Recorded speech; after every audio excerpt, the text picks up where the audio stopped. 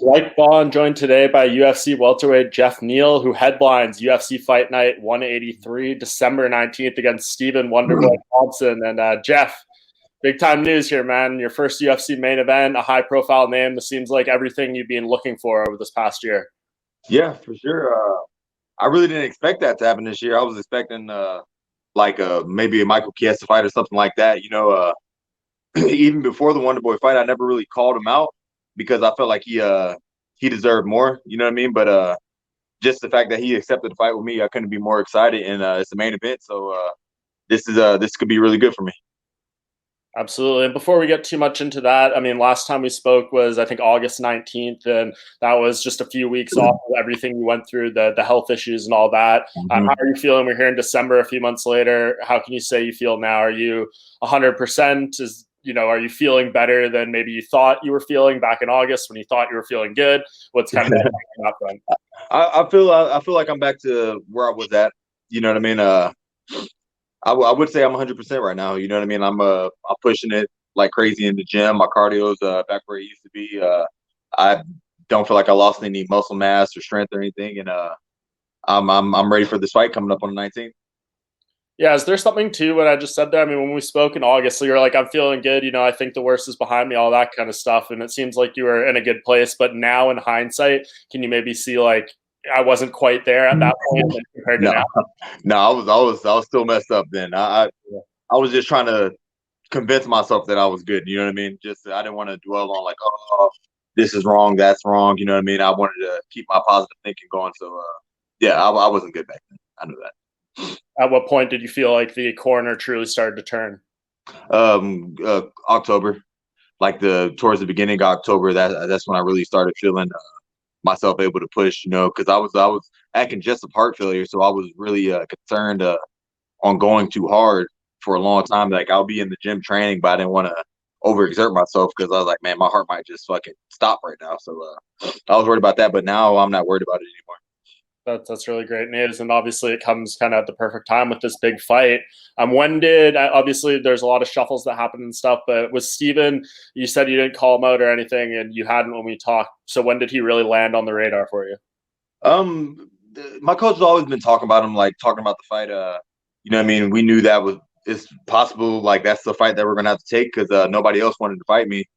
And I think at the time Wonder Boy didn't want to fight me, but now that he's not getting any fights either, we're just both sitting over here in limbo. So might as well fight each other, right? Yeah, definitely. I mean, obviously a great opportunity for you, and I know he was looking for some other fights too. But in terms of you guys getting bumped up to the main event, of course, originally supposed to be Hamzat Chimaev, Leon Edwards. When they came to you guys and said it's going to be the main event now, 5 rounds, what was the reaction from you? Hell yeah. Why not? You know what I mean? 5 rounds. I train for 5 rounds, so I'll be ready for it. You know what I mean? That will give me more time to figure them out if it comes to that. But 5 rounds, I really don't. It's not in my plans to go 5 rounds, but if it does go 5 rounds, I'm ready for it. Yeah, I was going to ask you, you think that 5 rounds benefits more? Because I feel like with a guy like Steven, I mean, we've seen him fight so many times. Like, he can, with the way he strikes, and it's hard for some people to get to him and stuff like that. I feel like in a 3 round fight, you could maybe go through 2 rounds and they can be close, but, you're 1 round away from the end of the fight and maybe you're down 2 rounds. 5 rounds, I feel like, might benefit you a little bit more in terms of being able to work around that. I'm sure you're not planning on going down 2 rounds early, but if the Yeah. situation came, I'm sure that's a little more helpful to your side, right? Yeah, for sure. That's exactly what me and my coach was talking about because I want to get the finish, but I can't look past like Thompson because he's a vet. He's been in the sport for so long. You know what I mean? I used to watch him before I was in the UFC. Like, man, this guy's good as hell. Now I'm sitting here fighting him. So I'm just I'm happy about the 5 rounds. I don't want it to go 5 rounds, but it might have to go there because he's a tough veteran. Yeah, it seems like when you say that, do you think you can compare your roads a little bit? I mean, when you think about him earlier in the UFC, he was struggling to get some fights. His road to getting a title shot was like, 7, 8, 9 wins in a row. Took him a long while to get there. He's obviously a high level striker. I feel like a lot of the things they're saying about you, they were saying about him earlier in his UFC career. Yeah, I mean, I really didn't like follow what people said about him earlier on in the career, but just by you saying that, I mean, I guess it's pretty similar. You know, I didn't. I was so unsure if I was even going to get like a fight. I was like, man, I'm about to fight somebody unranked at that, like, you know what I mean? It got to that point, you know, and especially when the Neil Magny fight dropped off, and he I don't think he even wanted to fight me after that. He wanted to fight Hamzat. So I was just like, man, who's going to fight me now? Who am I going to fight? It was either him, Luque, or Chiesa at that point. Yeah, and I feel like of all those people you mentioned, this seems like the best case scenario for you. I mean, a guy who is obviously not going to try to take you down or anything. He's going to stand in front of you. You guys are going to strike. You're going to be able to show the full display of your talents. He's a former title challenger, highly ranked. Everyone knows who he is. I feel like out of all those names, this does the most for you. No, it really does the most for me. It's a tougher fight. All those names I mentioned, Wonder Boy's a tougher fight out of all of them, just by his style. And I'm gonna have to make a lot of adjustments. I'm gonna have to do a lot of things that I would prefer not to do. But I'm gonna have to do all these things just to get the win. Yeah, and I mean, obviously, you don't want to give away the game plan, but if I asked you, like, what do you think is the key to beating Steven that, like, some people have done right, some people have done wrong? Is it cutting off the cage? Is it, not being lulled into his approach of counter striking and stuff like that? What do you think is the biggest element you need to follow to beat this guy? All the above. You know what I mean? You got to cut him off. You can't get lulled into his counter striking. You can't stay still. Like, there's so many things you have to do. Like, it's like, just even sparring is just like, come on, like, I just want to stand there so I can punch you. But all my training partners, they're kind of emulating the movement that he does, and it's gonna be a challenge, and I'm excited to see how well I do against him. Yeah, and of course, I mean, this is a guy in terms of the striking, it's about as high level as it gets at welterweight. And I Yeah. know your coach, Saif Saud, has said to me for, almost a couple of years at this point, he feels you're the best striker, have the best hands in this division. So when you guys get in there, what do you kind of think it looks like? What is going to be the element of your striking that gives him trouble? Yeah, I really feel like you know, I mean, he underestimates. Well, I don't think he underestimates anything. My speed. I'm faster than most people think I am. I'm explosive, so I'll have explosive movements going forward. I'm strong, so he probably wouldn't want to. He's probably going to avoid my power more than he did previous opponents. Yeah, I do see him like I see him as the best striker. You know what I mean, in the division, and I really want to fight the best striker in the division so I can take that title and carry it with me to the belt. For sure. So, when you talk about the road to the belt, what do you think this means kind of in the grand scheme of the welterweight division? So much craziness. I mean, this would have been a great night if we could have got Leon and Hamzat too, because that's a big fight for the division too. But I'm sure that'll happen at some point. It seems like Colby and Masvidal might be fighting, or Usman and Burns. It seems like this first quarter, the very last month of December, and then Q1 of 2021, going to be a lot of big fights in this weight class. I see when I beat Wonder Boy, I see like I really don't know. I feel like I'm gonna be I'll get ranked. I'll be in like the top 5 after that point. You know, especially if I do it in a dominating way. And then after that I'm in the interviews. I'm gonna have to start talking shit and, like, you know what I mean, being more vocal, because the reason why I don't have a big following is because I'm not vocal. I don't post a lot. I don't say a lot. But after this fight, I'm gonna start not running my mouth, but, you know what I mean, being more vocal and getting people behind me so I can get those fights that I want. Yeah. Do you like, and it's interesting, you kind of say that again. That's the road Steven had to take to get his title shot. Obviously, he's not a trash talker. He's that guy that's very humble. They call him the nicest motherfucker in the game rather than the baddest motherfucker in the game. So, Right. is he like, do you look at that and say, maybe I don't have to be that vocal? Like, I can get there just by winning this fight, winning a couple more? Or do you just think the landscape of the division, how top heavy it is, it's going to take something a little extra in order to get over the hump in that sense? I mean, really, I feel like you can get there without running your mouth.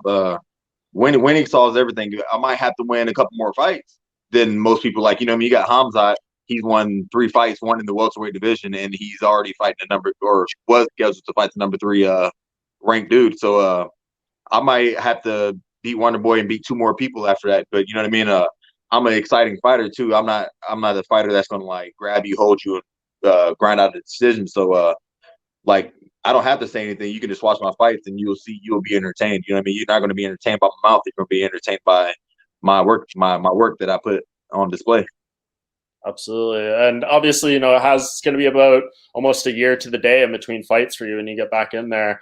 Are any concerns about, ring rust or any of those things? Do you believe in any of that stuff? Or do you think once you're in there, it's all going to wash to the wayside and you're going to be very in the moment? No, I really feel like I don't believe in that. That's it. Like, I don't know. That's just something like you shouldn't even think about that. That's just going to hinder your ability. Like, oh man, I haven't fought in a year. You know what I mean? I forgot that I haven't fought in a year. You know what I mean? Until you brought it up. Uh, but I mean, if ring rust is a thing, Thompson has it too, so we'll be good. Yeah, I was gonna say it's being a longer layoff for him than you, so I guess that Yeah. doesn't really apply too much. And I guess I did ask you this during the last interview. You did say, in terms of everything you put your body through, the health crisis you had, you were a little concerned about the weight cut coming back. What's the experience so far? I know the hardest part is still to come, but are all those concerns, gone now?